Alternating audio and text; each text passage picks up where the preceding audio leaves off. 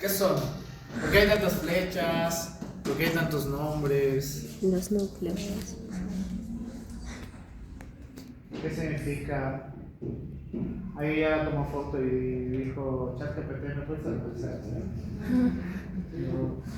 Es la vía directa e indirecta de lo que es las vías dopaminérgicas. No solo las vías dopaminérgicas. Para entender el Parkinson y la Corea de Huntington, tenemos que recordar algo muy importante que es. ¿Qué?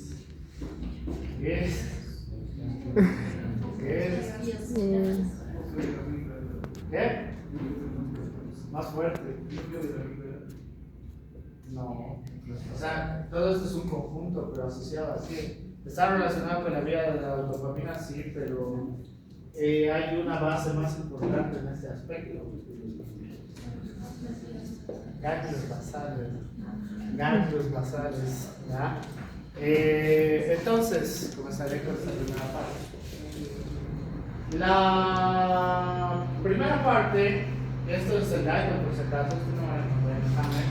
El Guyton está muy bien propuesto. El estímulo motor que podemos tener,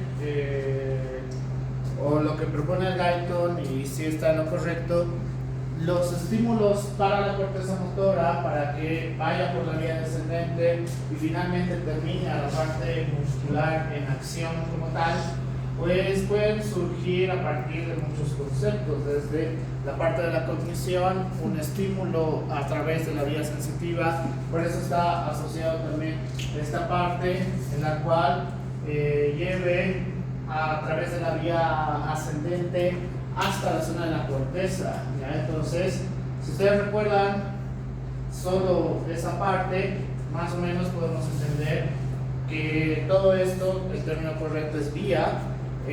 Todo esto es una red de caminos, ¿ya? Entonces, ¿por qué es importante recordar todos estos conceptos? Porque si tenemos una alteración en esta zona, digamos, si tenemos alteración muscular, porque, no sé, se han roto el bíceps, ¿qué es lo que va a ocurrir con el resto? Con todo lo demás. Ya se ha dicho para qué funciona el cerebro y todo lo demás, entonces, ¿qué es lo que va a ocurrir? Si me rompo, si tengo una ruptura del bíceps, ambos bíceps, delgado,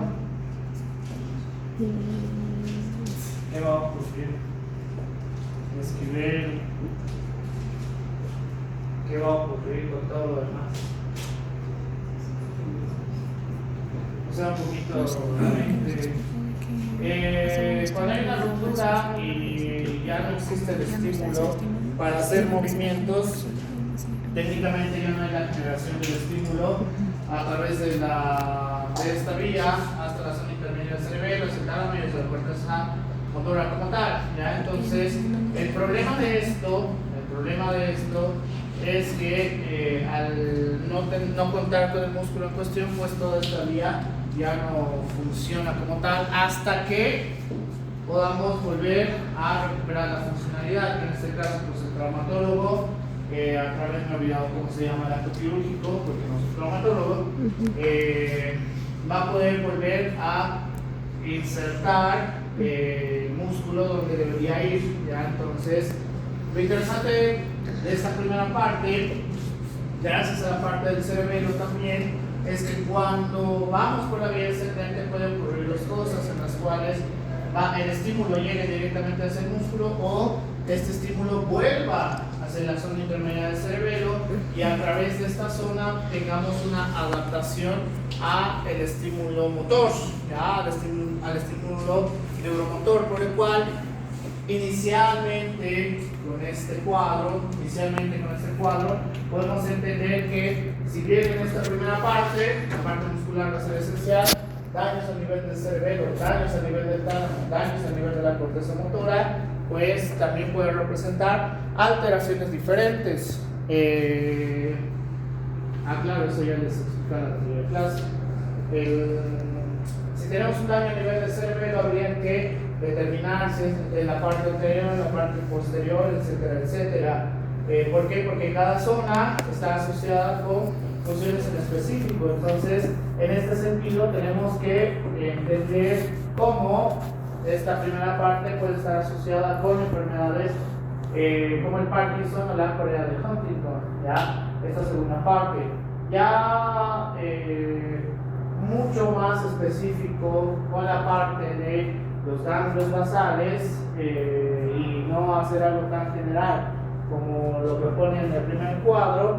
Si bien en esta zona ya está directamente asociada con las vías dopaminérgicas, las vías del GABA, etcétera, etcétera, pues en este primer espacio vamos a poder apreciar que el estímulo muscular inicial para movimientos un poquito más complejos que requieren de entendimiento o aprendizaje, pues puede llevarnos por distintas vías, por eso tiene tantas flechas, ¿ya?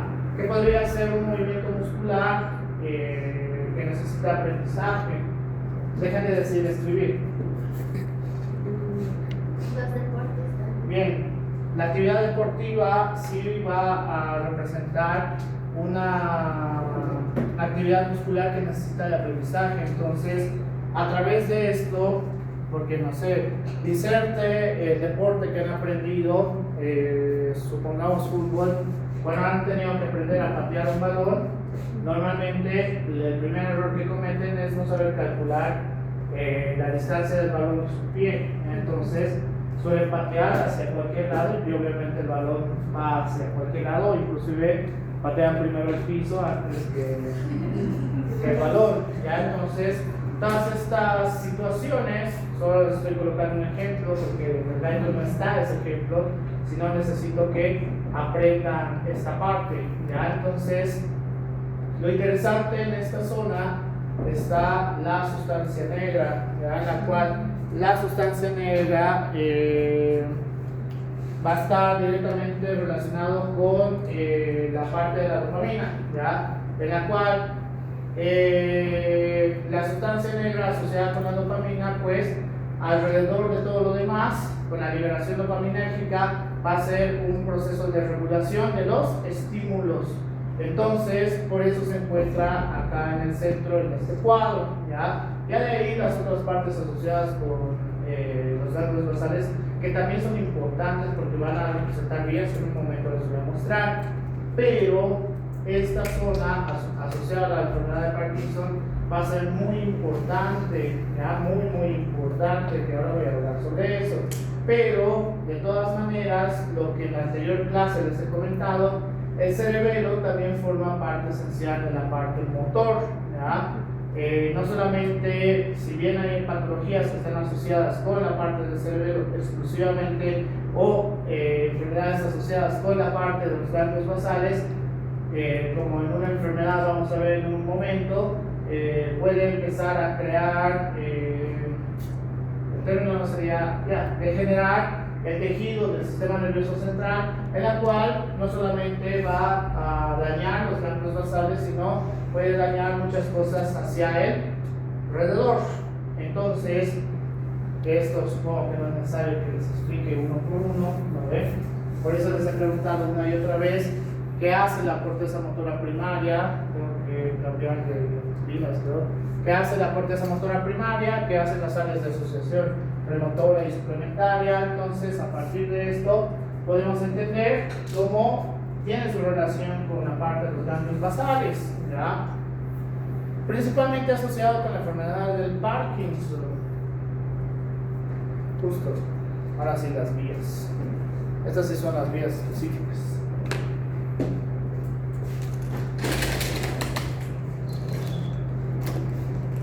Entonces, la enfermedad del Parkinson, asociada con la anterior que les había mostrado, acá vamos a tener dos vías sumamente importantes, ¿ya?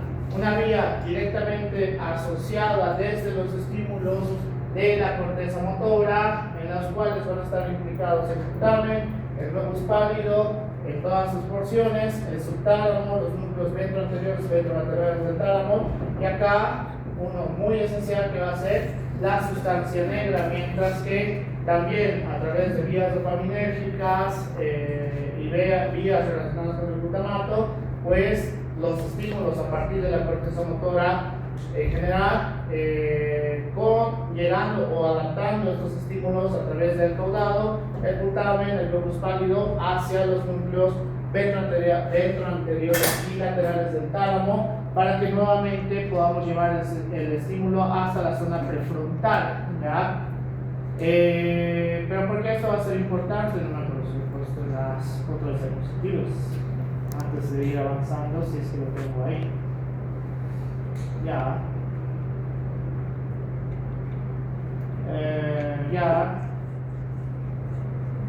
Una de Parkinson. Ahí hay un de todo. Pero ya. Sí.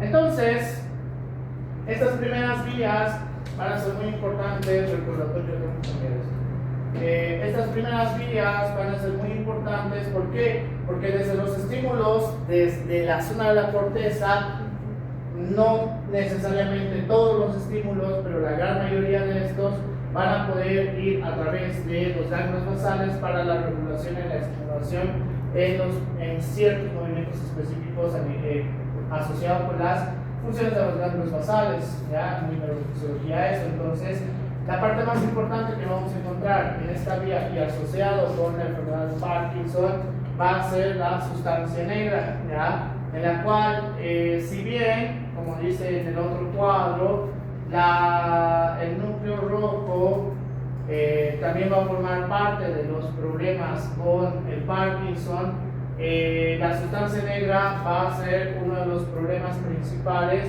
¿Por qué? Porque cada vez va a causar una disminución de la dopamina, ¿ya? Entonces, esta disminución de la dopamina va a hacer que todo este circuito empiece a alterarse, en la cual la disminución de la funcionalidad de la sustancia negra y todas sus características es como si esta vía ya no existiera, por lo cual que en un momento les voy a recordar la signo-sintomatología en los pacientes con Parkinson, pues como la vía dopaminérgica, la dopamina va a estar asociada con procesos de regulación muy similar a la inhibición. Entonces, si no hay el proceso de regulación asociado a la parte de inhibición, ¿qué es lo que va a ocurrir?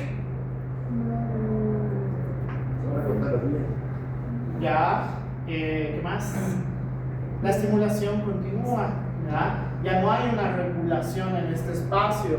Entonces, esta vía va a seguir y va a seguir, y puede haber estímulos eventuales como tal en la enfermedad de Parkinson, mientras que asociado con el globus pálido principalmente y la parte del putamen, y en el GAICO refiere también alteraciones con el núcleo del subtálamo, pues los ganglios basales en la correa de Huntington van a representar alteraciones en estas zonas a través de esta vía, a través de esta vía.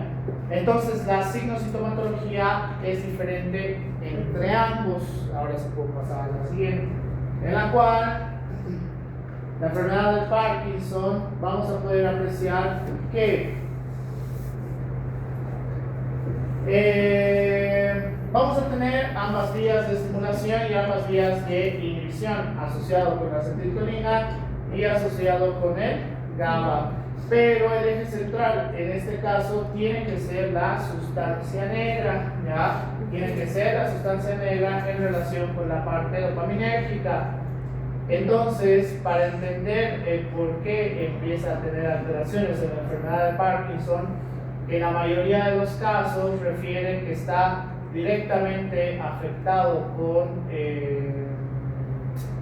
los ganglios basales en general, pero lo que sí, supongo que por eso he puesto este cuadro, sí menciona la parte de la sustancia negra, ¿ya? Que estas, al generar la alteración de la vía dopaminérgica como tal, pues empieza a causar un retraso en el trastorno del movimiento de todas las vías. Y el problema de esto es que empieza a crear estímulos espontáneos de esta manera, ya estímulos espontáneos de esta manera. ¿Por qué? Porque en la vía dopaminérgica normal, que me sirve estos dos, en la vía dopaminérgica normal tendría que verse de esta manera, ¿ya? Por el cual la regulación de la estimulación va a ser la apta para la parte neuromotora, pero si empezamos a alterar la parte de captación de la dopamina, entonces cada vez la capacidad se va a ir reduciendo. El Parkinson va a ocurrir más o menos, eso ya lo sacaba de Hammer, a partir de los 20 años podemos empezar con las primeras señales como tal, ¿ya? Primeras señales. ¿Por qué? ¿Cuál es la característica que podemos tener en edad con un paciente de Parkinson? ¿A qué edad le da, dicho en otras palabras?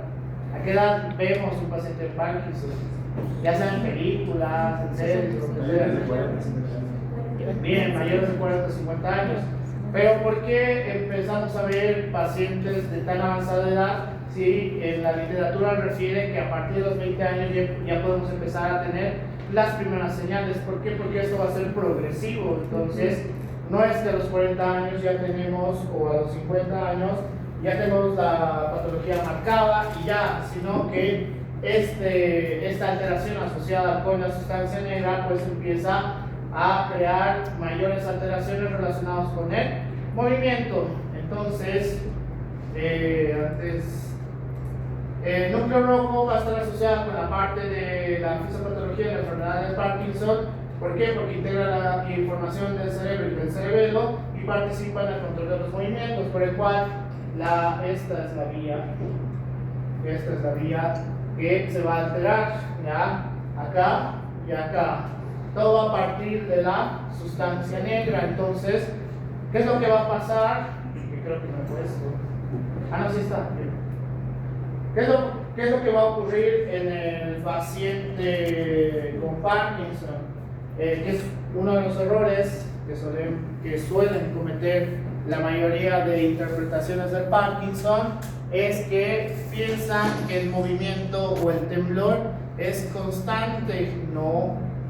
El temblor en el Parkinson es solamente el reposo, ¿ya? El temblor en el Parkinson solamente es el reposo. Cuando existe movimiento, ya no hay temblor, pero asociado igual con el movimiento, el problema de esto es que el cálculo y la efectividad en el movimiento, o sea, la velocidad en el movimiento, va a empezar a decrecer, por el cual una característica igual que podemos ver en los pacientes con Parkinson, a veces necesitan ayudarse de la otra mano para hacer un cálculo específico de lo que sea que quieran agarrar, no porque está temblando, ¿ya? No se agarran la mano porque está temblando, sino que no pueden calcular la distancia del objeto que desean agarrar, o no saben la fuerza con la cual, no es que no saben. El estímulo que llega a la zona de la corteza no es el adecuado para hacer el cálculo, para sostener el objeto en cuestión, ¿ya? El problema de esto que al inicio solamente empieza con los temblores, mediante avance y todo esto va a empezar a causar rigidez, va a empezar a causar inestabilidad postural. ¿Por qué? Porque va a empezar a afectar a los músculos de la postura, ¿ya? Entonces, la característica de un paciente con Parkinson va a ser de esta manera, como si siempre estuviera viendo al piso. ¿Pero por qué siempre está viendo al piso? Por la atrofia del músculo. Bien, no atrofia específicamente, no es una atrofia específicamente, aunque la adaptación sí podría resumirse en eso, pero porque supongo que es algo. El problema, después voy a reportar eso. El problema de presynaptics, vesícula presináptica y postsináptica. La parte del problema de la vía dopaminérgica es que lo normal en este caso es que la transmisión sea efectiva y lineal, y si no necesitamos el estímulo, pues podemos cerrar todo esto, ¿ya? O sea, es una forma de decirlo, o disminución de la parte de los estímulos. El problema de la lesión de la sustancia negra es que de manera espontánea vamos a tener estímulos, por el cual el temblor constante que tienen estos pacientes, que en un inicio no es tanto, y por eso en la literatura refiere que inclusive en algunos pacientes a partir de los 20 años ya empiezan con sintomatología, ya muy leve, obviamente, que son movimientos solamente con dedos, en la cual hay un movimiento leve que aparentemente el paciente pues lo interpreta, creo que estoy estresado, etcétera, etcétera, por el cual estos estímulos de temblores que tiene pues está asociado con las alteraciones de la sustancia negra, en la cual va a haber estímulos no es eventuales, estímulos ¿qué les he dicho?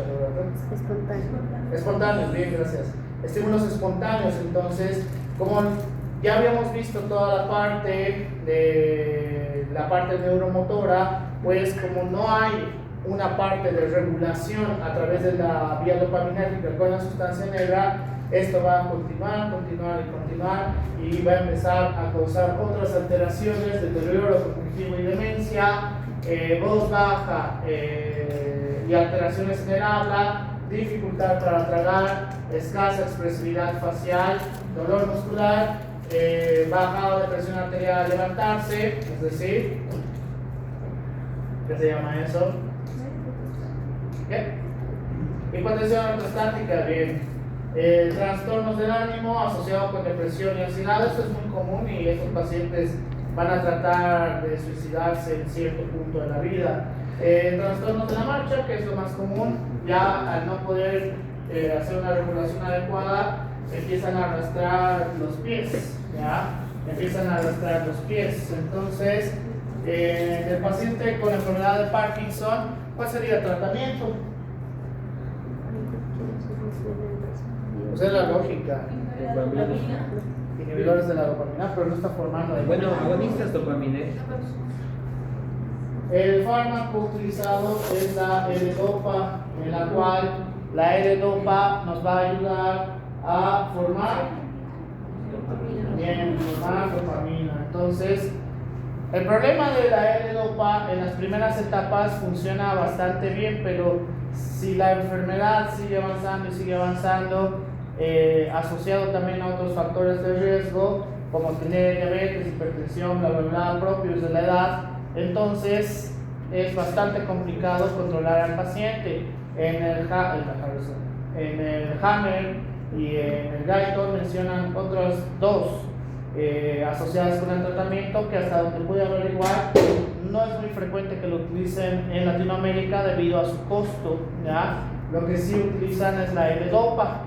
Entonces el paciente empieza a tener alteraciones de generación de dopamina, por el cual necesitamos dopamina, ¿ya? Necesitamos dopamina.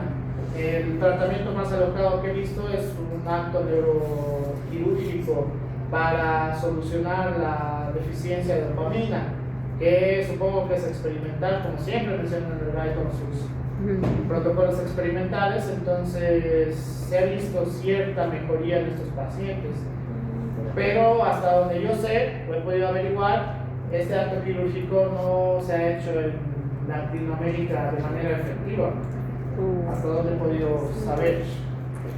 Entonces, si tienes una lesión de los ganglios basales, que probablemente ustedes lo van a tener, no puede ser un factor de riesgo, eso me faltaba. ¿Qué factores de riesgo podemos estar asociados con la parte del Parkinson? El número uno es genético. Bien, genético. Pero ¿genético en qué sentido? Doctor, que yo sepa son los genes Parks, tienes el nombre. Me refiero a dos cosas. ¿Es genético lineal en este aspecto o es una alteración genética nueva? O sea, heredo familiar o es un trastorno genético nuevo. Ambos. Puede ser que en tu familia no haya antecedentes de que tienen Parkinson, pero características heredofamiliares, si mamá, papá, abuelos han tenido Parkinson, hay un factor de riesgo muy alto a que tú también tengas Parkinson. ¿Qué otros factores de riesgo pueden estar asociados para esta enfermedad? Ya podría estar asociado con radicales libres. ¿Qué más? Algo más común, por favor. ¿Sí? Traumatismos no tan eventual, porque el traumatismo tendría que ser muy específico al nivel y demasiado intenso. Exposición a tóxicos, podría ser. Por ejemplo, ¿qué tóxicos? Ya puede ser. ¿Qué más? Algo más común. Exposición a neurotóxicos, como por ejemplo el manganeso. ¿Dónde puedo encontrar manganeso? Digamos, ya he leído que más que todo en los venadores. Está bien lo que dices, pero nosotros no creo que podamos estar en contacto con manganeso. Está bien, pero hay alguien que sí es justo igual con tóxicos. Ya, los pesticidas. ¿Quiénes nos bloquearon anterior? Los mineros, Bien, los mineros. Mineros. Sé, la profesión también tiene que ver. ¿Ustedes utilizan pesticidas? No. A menos que tengan baigón y maten lo que sea en su cuarto y obviamente se estén asfixiando ahí puede ser, pero el uso de pesticidas es mucho más común en el rubro. En la agricultura. Bien, agricultores. Entonces, si tenemos estos factores de riesgo asociados a, recuerden, y por favor vuelvo a insistir con esto, factores de riesgo, es decir, no porque sea minero, no porque sea agricultor, no porque mis padres han tenido Parkinson, significa que yo sí o sí voy a tener Parkinson. Si sigo estas características más factores proinflamatorios asociados con estilos de vida, puedo tener un factor de riesgo mayor para tener finalmente la enfermedad de Parkinson, si bien el trastorno es netamente genético. ¿Ya? ¿Qué factores proinflamatorios en sus estilos de vida? Es muy fácil, todo lo que ustedes hacen. Estrés. ¿Qué? ¿Qué? Estrés. La falta de sueño. Ya, alteraciones del sueño. ¿Qué más? Sedentarismo, bien. ¿Qué más? Ayuno. No, no necesariamente. Trastornos alimenticios asociados con, bien, obesidad. Factor proinflamatorio crónico. Hoy por hoy dictado factor proinflamatorio crónico. ¿Qué más? ¿Qué más les falta en su larga lista de malas decisiones? Estrés. ¿Qué? Estrés. Bien, consumo de drogas, principalmente alcohol. Principalmente el alcohol. ¿Ya? Así que, si en su rama familiar existe, tengan mucho cuidado. ¿Por qué? Porque si... Qué buen ejemplo. Si digamos su papá y mamá tuvieron, o abuelos tuvieron Parkinson, y resulta que el trastorno genético está, y obviamente a esta edad no van a tener signos, sintomatología clara, con factores proinflamatorios continuos, en la cual esté asociado con disminución de la oxigenación celular, como es consumo de drogas, obesidad, etcétera, etcétera, lo que va a hacer es que si su signo sintomatología tendría que aparecer claramente a sus 50 años, todos estos factores de riesgo asociados va a empezar a que su signo sintomatología pueda aparecer en otra edad, ¿ya? A sus 40 años, etcétera, etcétera. Así que si tienen características de riesgo familiares, pregunten a sus papás. Mi abuelo de qué falleció, mi abuela de qué falleció. Natural. Siempre es bueno saber por si acaso, porque así ustedes prevén cuál es su futuro. Entonces, la enfermedad de Huntington, definitivamente, la enfermedad de Huntington también va a afectar a los ganglios basales, ¿ya? Pero la diferencia del Huntington es la zona en la cual va a ser afectada. la vía afectada va a ser esta, ¿ya? ¿Y cuál es el problema de Huntington? Es mucho más agresivo, es un trastorno netamente genético, no muy común. Nunca he visto Huntington, todo lo que soy médico y o estudiante. Pero lo interesante de esto es que la demencia a través del Huntington es mucho más agresivo en comparación al del Parkinson. ¿Por qué? Porque el problema de solamente causar una lesión a nivel de los ganglios basales, como puede ocurrir en el Parkinson, empieza a incrementar el tamaño de los ventrículos, y este incremento de tamaño empieza a crear una atrofia del tejido nervioso central y de los ganglios basales.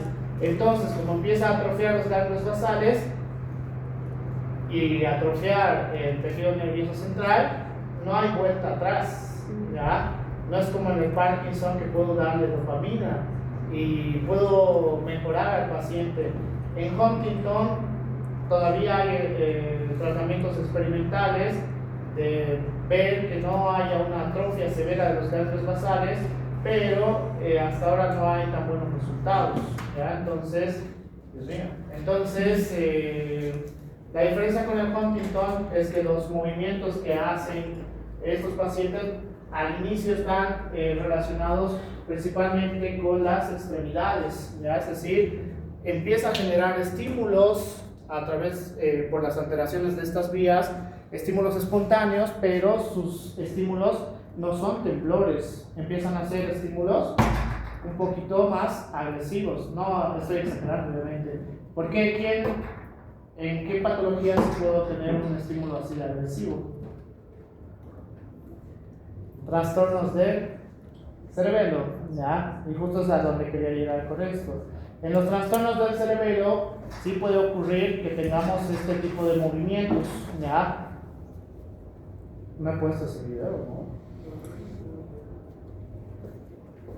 Ahorita voy a... Lo tengo aquí. ¿Por qué no? ¿Por qué no? El movimiento que podemos tener en un paciente con alteración del cerebelo es justamente este, ¿ya? Entonces, dependiendo de la porción del cerebelo que esté afectado, ¿cuál es la característica que podemos apreciar en este paciente? El lado derecho es el que no puede controlar el movimiento, mientras el lado izquierdo está intacto, justo en esta parte que le pide que haga esto. Entonces, a diferencia de un paciente con corea de Huntington, es este es un paciente con corea de Huntington. El problema, esto ya es más avanzado. El problema de un paciente de corea de Huntington no es solamente un brazo, no es solamente un hemisferio afectado, sino que literalmente no hay control de los movimientos. Al inicio solamente va a ser movimientos con las extremidades, luego alteraciones con el habla, y a partir de las alteraciones con el habla va a empezar a generar demencia, ¿ya? Hasta que finalmente estas alteraciones motoras va a llevarte a una parada respiratoria, ¿ya? ¿A qué edad empieza a crear los primeros estímulos? A partir de los 30 años, en algunos casos, en los mejores casos supongo, que más o menos la patología te puede llevar en unos 10 años. Así que no es muy largo. Esta señora ha surgido mucho más adelante. Entonces, la gran diferencia que vamos a tener con trastornos del cerebelo y trastornos con corea de Huntington. Por eso es interesante saber, porque a ojo de buen cubero, siendo estudiante, me van a decir que es exactamente lo mismo, ¿no? No, es exactamente lo mismo. No, literalmente uno no puede hacer sus cambios, os digo, sus movimientos de un lado, y puede hacer totalmente normal sus movimientos del lado contrario, mientras que en corea de Huntington es toda la parte motora en cuestión, ¿ya? Toda la parte motora en cuestión. Entonces, por eso, desde un punto de vista neurofisiológico, es importante saber la diferencia entre las funciones del cerebelo y las funciones de los ganglios basales. La corea de Huntington es netamente genética, entonces tendrías que ver características heredofamiliares. si hay una probabilidad en tu familia de que ya hubo Huntington, entonces tendrías que hacerte chequeos a partir de los 20 años, cada año con neurología, ¿ya? Para ver si la afección es importante. ¿Dónde se ve? Y esta es la pregunta trampa que igual te hicieron en su momento. ¿Dónde se ve la alteración motora principalmente aparte de la parte del tórax? En los pies, vean sus pies. Vean cómo no puede apoyar ni uno ni el otro. Esta parte, la planta del pie, hace como un pequeño puente de ambos lados, al inicio y al final. Entonces no es incapaz de poder apoyar. Ese puente es al que me refiero. Este es el puente que hace porque no puede apoyar, ¿ya? ¿Por qué? Porque no puede controlar. No hay control motor. Y estas etapas finales, no es al inicio. Y el más famoso, uno de los personajes más famosos que han hecho de Corea de Huntington es en House, entonces, que es con 13, creo. De mala suerte, hay ironías de la serie. Con la 13, entonces, como ella decía, sabe que en algún momento va a morir, ¿ya?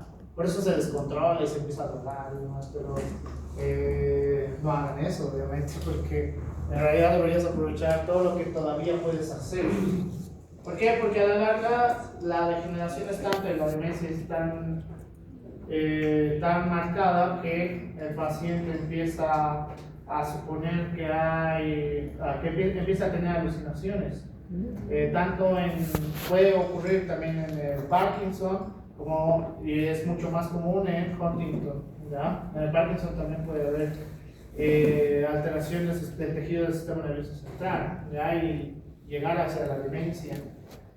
Entonces, en uno hay mucho que se puede hacer y en el otro casi nada que se puede hacer más que calidad de vida. Voy a pasar los videos uno al otro.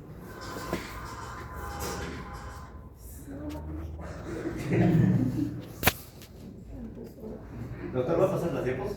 No.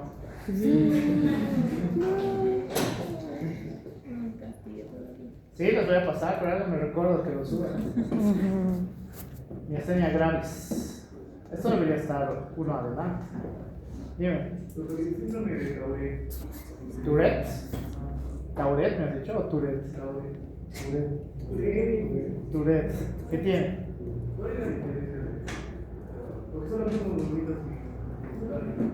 Ya, si bien en el Tourette estamos con alteraciones igual a nivel de los ganglios basales, no va a crear atrofia ya del tejido. El problema del Tourette es que no hay un control en esta vía. Así está. En esta vía. No hay un control en esta vía. ¿Ya? Muy similar al Huntington. Pero el problema del Huntington es que esto va a empezar a atrofiarse hasta que finalmente ya no hay control de nada. En el Tourette, una de estas vías está afectada, ¿ya? Por eso tiene la característica de hacer movimientos involuntarios, aleatorios. ¿Por qué aleatorios? Porque, como puedes apreciar, cada vía va a ir desde un punto A hasta un punto B en diferentes características. La signo-sintomatología más exagerada del Tourette es que empieza a decir palabras de manera aleatoria, ¿ya? No es tan común como, porque lo han hecho ver así la gran mayoría de situaciones, porque es gracioso o irónico las palabras que puede decir en el Tourette, ¿ya? No sé, dicen malas palabras o lo que sea, que puede ocurrir, sí, pero no es tan común. El único que más o menos da a entender eso, irónicamente, es South Park, que todos los que tienen Tourette, los más comunes son movimientos involuntarios, ¿ya? Como esta vía está alterada, entonces no pueden controlar esos movimientos. ¿Por qué? Porque hay afección de los ganglios basales. Con el Huntington el problema es que va a atrofiar esta zona y finalmente los lleva a la demencia. ¿Será divertido tener Tourette? No creo, la verdad. No controlar tus movimientos no creo que sea algo muy bueno. Hoy por hoy ya no hay tanto problema con los pacientes con Tourette porque hay más información, Pero de todas maneras, la vida no es tan fácil para ellos porque obviamente existe mucho, no sé si el término correcto es racismo, creo que sí. Porque no solo tiene que ver con raza, por si acaso, el racismo, sino otras características propias de la persona. Entonces, sufren mucho, sobre todo en etapas pediátricas, ¿ya? Por eso en Estados Unidos tienen escuelas especiales para niños con Tourette. ¿Por qué? Porque necesitan otro tipo de formación estudiantil. ¿Por qué? Porque si hay, no sé, no voy a hacer un chiste de eso porque están filmando, entonces. Porque si tú estás como docente y no sé, allá empieza a hacer un movimiento de chasquido, el de al fondo se pone a gritar de repente, entonces en una sala de estudiantes de colegio va a ser complicado hacer un avance. Y además que en teoría el Tourette podría agravarse según los movimientos, sí, podría agravarse mediante avance de la edad. Ese es el problema. Entonces hay que determinar cuál es la situación particular de cada paciente, ¿ya? No lo pongo el Tourette porque igual no es muy común, igual que el Huntington. No es muy común que digamos. Nunca he visto un paciente con Tourette hasta ahora. Sería muy interesante ver un paciente con Tourette. Yo ganaría algo, ¿no? Pero me gusta aprender. Entonces, sería bueno, igual con Huntington. ¿Por qué? Porque los movimientos los conozco por videos o por descripciones de los libros, pero nunca he visto en vivo esos movimientos sin control motor. Entonces es muy diferente verlo que solamente leerlo. Lo cual sería muy interesante, pero buena pregunta. ¿Tourette's? ¿Algunos de ustedes tienen Tourette's? ¿O solo dice babosadas a su pareja porque sí? Yo tenía que estar más adelante. Ya. Miastenia gravis. Ah, ya me acordé que no he puesto tétanos. Esto me acordaba. Tétanos me falta después de miastenia. Y llega el eso. Tengo tiempo todavía. A ver, Break. hasta las 4 pasó. Sí. Hasta las 3 nomás. Hay tratamiento, más no cura. Entonces, se puede utilizar, pero el problema es que la enfermedad va a seguir avanzando. Por eso la mayoría de los pacientes de Huntington no llegan más allá de 40 años, la mayoría. En el mejor de los casos, 50 años. Entonces, y 10 años de una vida no tan buena tampoco es como que. Por eso los pacientes con Huntington en Estados Unidos lo que hacían era embarazarse en edades tempranas o tener una familia en edades tempranas. ¿Para qué? Para disfrutar esa etapa y cuando ya toques 40, 50 y la enfermedad lo lleve inevitablemente, entonces seguir nomás así. Eso hacían, pero sé que hoy por hoy no es lo adecuado. Aquí está desordenado. Esto tiene que ir aquí. Sí, es exactamente. ¿Descanso? No. Sí. ¿De qué? ¿Por qué tienes que descansar? Son 3 periodos. Y ya es bien. Ah, por eso mismo. ¿Quién se ha caído?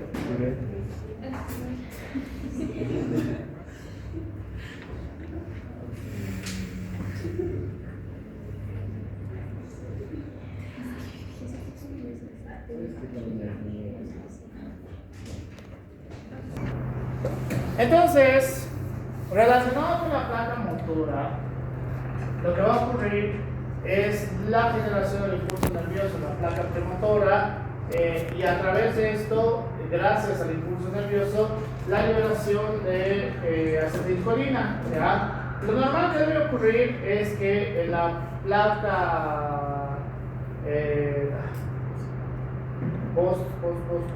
la placa terminal, cuando voy a usar el nombre, la placa terminal motora va a tener receptores de acetilcolina y el impulso nervioso inicial va a continuar hasta el punto de la acción motora. ¿Ya? Entonces, eso es lo normal, ya habíamos visto al inicio de la parte del sistema nervioso central, ¿ya? Pero lo que ocurre en la miastenia gravis es que por un trastorno genético, hasta esta parte es todo normal, ¿ya? La liberación de acetilcolina, etcétera, etcétera. En la miastenia gravis, en estos pacientes, la característica es que vamos a empezar a tener la generación de anticuerpos contra receptores de acetilcolina, es decir, de la placa terminal motora ya no, cada vez va a haber menor cantidad de receptores de acetilcolina, por el cual la transmisión del impulso cada vez se va a ir reduciendo, en la cual al inicio no es que no hay transmisión, sino que esto igual va a ser progresivo, por el cual el problema de que empiecen a flotar esta acetilcolina va a empezar a causar también lesión en la placa terminal motora, ¿ya? Como ocurre,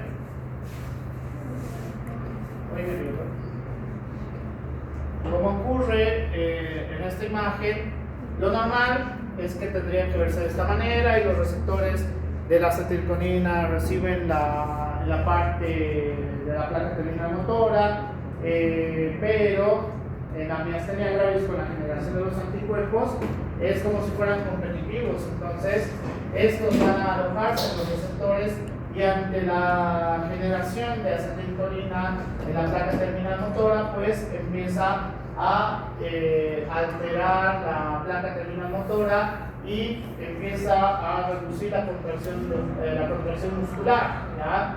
Por el cual la miastenia gravis no es tan complicado de entender. No sé por qué algunos colegas se complican mucho con la miastenia gravis. Entonces, si ya la función motora de la placa terminal va a tener estas características, ¿qué es lo que va a ocurrir en el paciente? En sitios específicos ya no hay contracción. Y cuando no se contrae un músculo, ¿qué va a ocurrir?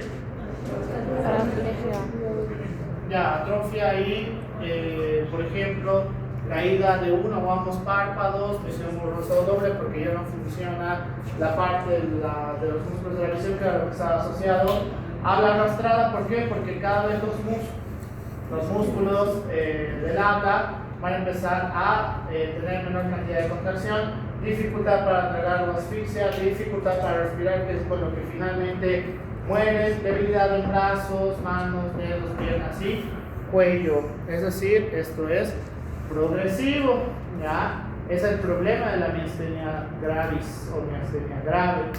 Es muy fácil de entender. El problema es que igual el tratamiento, si bien hay un tratamiento farmacológico, que no me acuerdo, el problema es que tendríamos que destruir los anticuerpos en realidad, cosa que por un trastorno genético, si todavía tenemos la capacidad de generar anticuerpos, entonces es un nunca acabar, ¿verdad?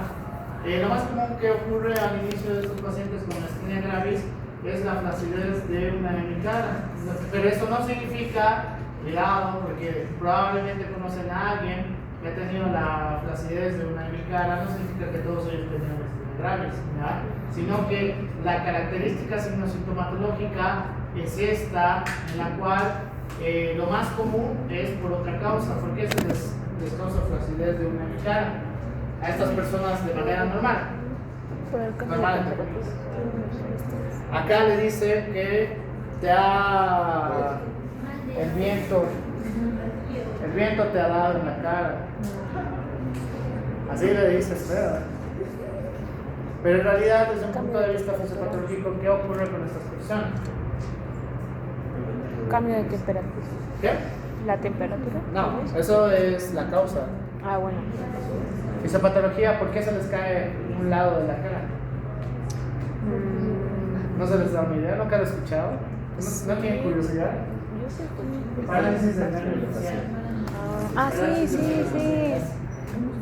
Se les cae un lado de la cara porque le da la parálisis del nervio facial, muy diferente a lo que les da a un paciente con miastenia gravis.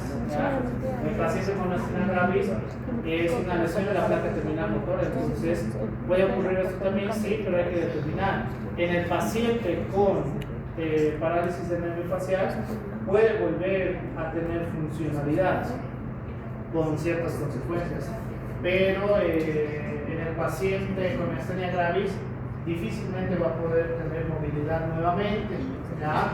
Ahí hace la diferencia y ahí hace el problema. Y puede comenzar con la flacidez de una hemicara y empezar a progresar en problemas en otros sitios. ¿Ya? Así funciona la miastenia gravis. Ahora pasemos a lo divertido. ¿De acuerdo? Ufa. Seguimos en traje motor, Aunque creo que tengo tema por ahí. Ya te conocí a Ramón.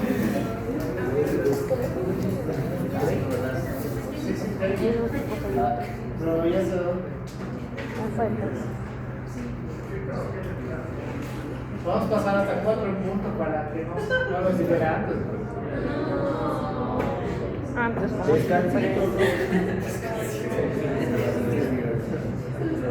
Pero tiene temprano, se acaba siendo temprano. Está bien, pueden hacer.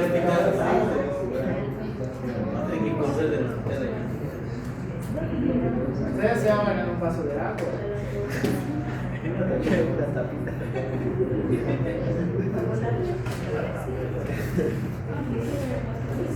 Ya saben, la próxima semana voy a cambiar un poquito esto para que esté acorde a lo que están aprendiendo en las otras materias, y voy a comenzar con fisiopatología gastrointestinal. Voy a modificar mis diapositivas porque he visto que todos han comenzado con enfermedad gástrica, que lo mío estaba casi al final, entonces voy a tratar de poner las enfermedades gástricas al inicio.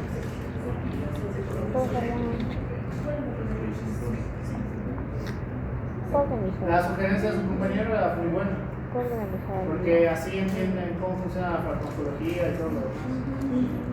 No sé quién habrá sido el genio del diseño instruccional, pero no es culpa mía. Fue muy gracioso. Está enojado, ¿sabes? Esto tendría que ser ya oficio, pero esto es lo que ya no uso. Ya fue. Me voy a todos los demás. No, yo no dije nada. Qué raro, che, antes no tenía Solo vi. más genio. Luego aparecieron ustedes, ya no tuve fe, y ahora aparecieron gente nueva, y ahora tuve fe otra vez.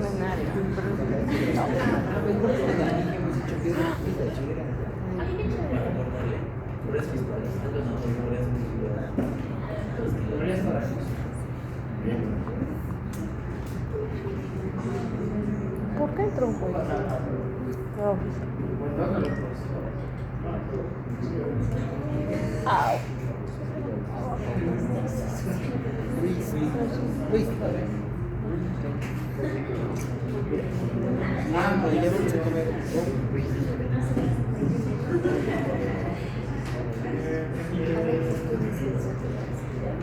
Yo creo que se va a parar. Go. Sí, es cuando no ves.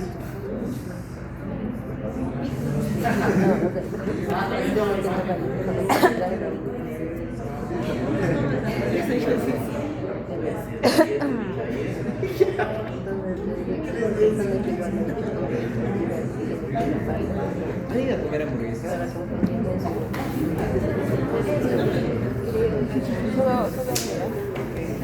¿Y las groseras?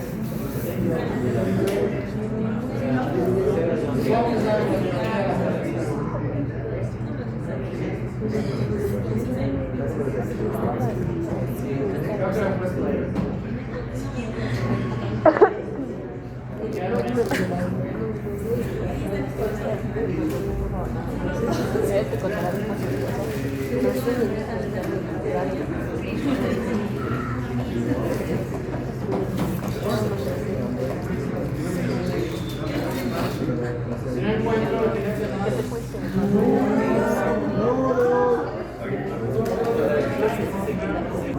¿Qué? ¿Qué significa? Traducido al español.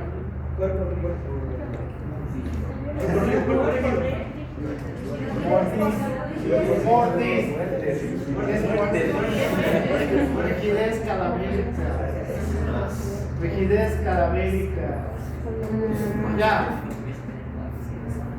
Muy similar a lo que ocurre en el tétanos y podría ocurrir en la rigidez cadavérica. Primero, la rigidez cadavérica, porque eso sí le sirve y entender que el muerto no te está dando señales de que todavía está vivo, por si acaso. Que se supone que están aprendido. El problema en la parte de la muerte es que todo el estímulo que va a salir a través de retículo sarcoplasmático y las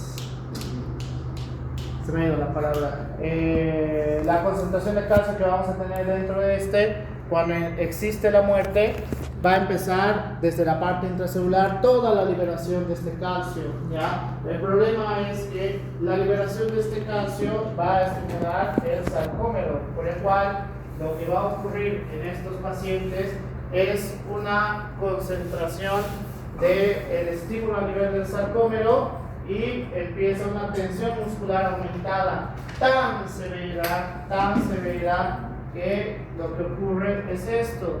En este espacio, esto no puedo hacer eso. En la cama sí puedo. Ya.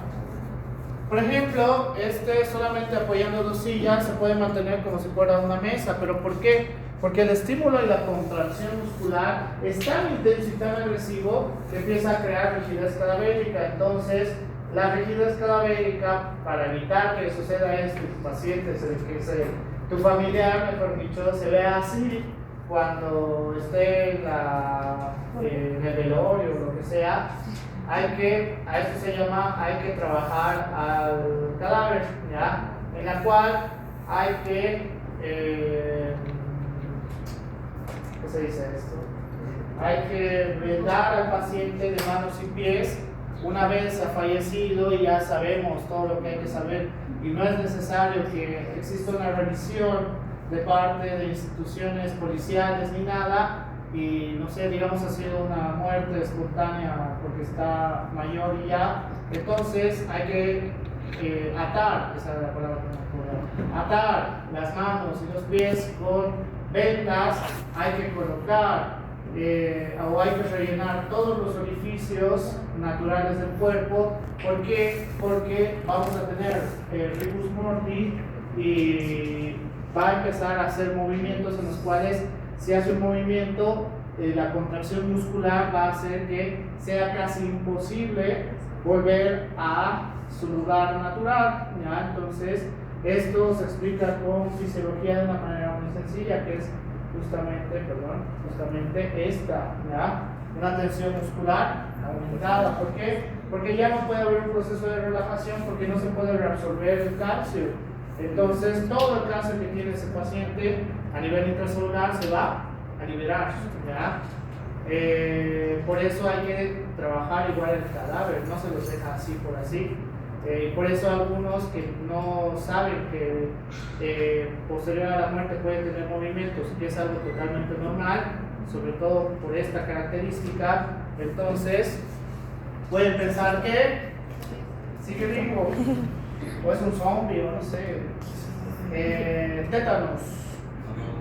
Esto es el opistótonos, ya, esto es el opistótonos. Esto es, siempre se me olvida el nombre de esto. Por razón el doctor Luna tuteaba conmigo.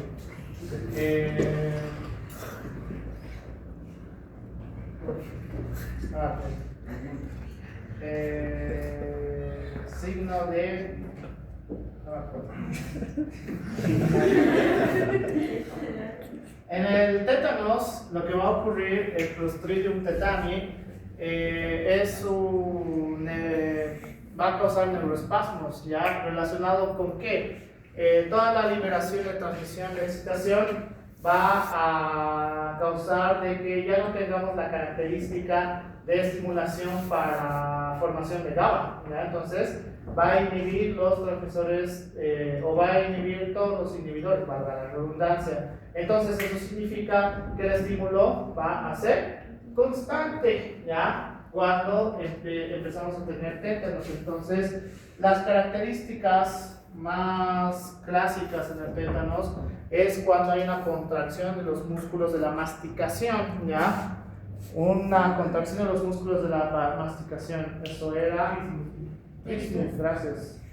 El trismus, entonces empieza a masticar y se ve severamente como no puede relajarlo. ¿Pero por qué no puede relajarlo? Porque ya no hay la parte de los receptores inhibidores. Entonces, como ya no podemos estimular la inhibición, que suena irónico, solamente tenemos toda la parte de los neurotransmisores excitadores. Entonces, lo peor que le puede pasar a este paciente, y este es un cuadro del siglo XVII, si no me equivoco, siglo XVI, en la cual ya los artistas describían cómo se veía un paciente, no decían tétanos al inicio, era un paciente Endemoniado. bien, un paciente poseído, ya, un paciente poseído. Pero en realidad, ¿qué es lo que le pasaba a estas pobres personas? Porque igual decían que ya no podía hablar porque empezaba a tener trismus. ¿Qué es lo que le pasaba a estas pobres personas? Tenían tétanos. ¿Y de dónde vamos a obtener la toxina del Clostridium? Bien, metales oxidados.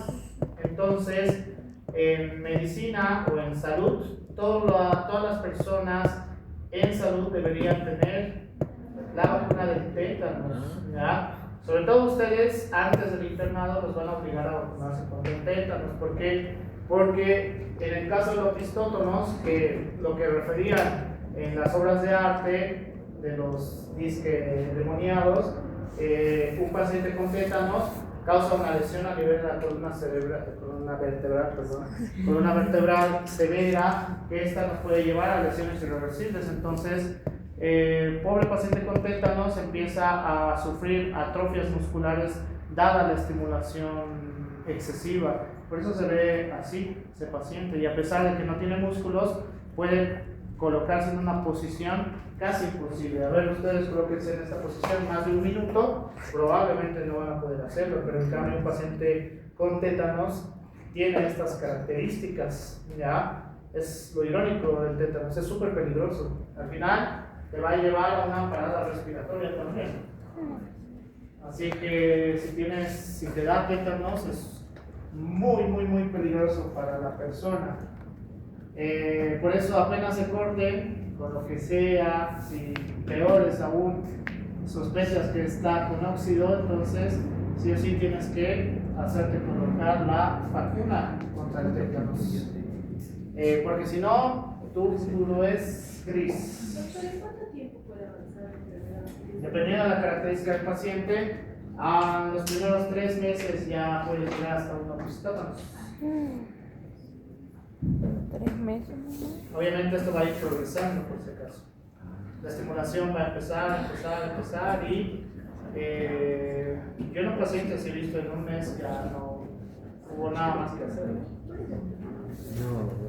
Nada. Nada. La vacuna es lo único que puede asegurarse de que... Ajá. La vacuna es el único tratamiento. Sí. Pero las Sí, muy similar a la rabia. La rabia es lo mismo, ¿no? Si ya el paciente está con todas las características de la rabia, no hay mucho que pueda hacer. Es una sentencia de muerte. El tétanos ha disminuido mucho la incidencia debido a la vacuna. Entonces, por eso ustedes, como personal de salud, igual tienen que vacunarse contra el tétanos, ¿ya? Irónicamente, sí es medio frecuente los accidentes con cosas cortopunzantes en el hospital. Por eso yo me vacuné contra el tétanos y más bien nunca más tuve accidentes. ¿Alguna duda, pregunta? Doctor, ¿por qué el óxido específicamente? Ya. El Clostridium tetani va a empezar a generar la toxina justamente en este ambiente, ¿ya? Entonces, en contacto con esto y la apertura del tejido de la piel. No es que si yo me acerco y toco con mi piel, ya tengo tétanos, sí o sí, tiene que haber la apertura. ¿Ya? Entonces, con la apertura va a empezar a ingresar la toxina. Entonces, la toxina lo que va a hacer es mayor estimulación de los neurotransmisores excitadores y va a empezar a hacer un bloqueo de los inhibidores. Entonces, estimulación constante, neuromotor y finalmente la contracción de los músculos respiratorios sin parar hasta su muerte. Ay, no. ¿Ya? Ese es el problema. Pero igual se debería explicar tétanos en micro parásitos, ¿no? A mí me va a explicar todo el método. Sí. Por eso sé sobre tétanos y sus características. Y también porque lo vi, pero soy diferente. Tétanos. Lo voy a colocar en mis otros ejercicios. Estos son ustedes. Claro.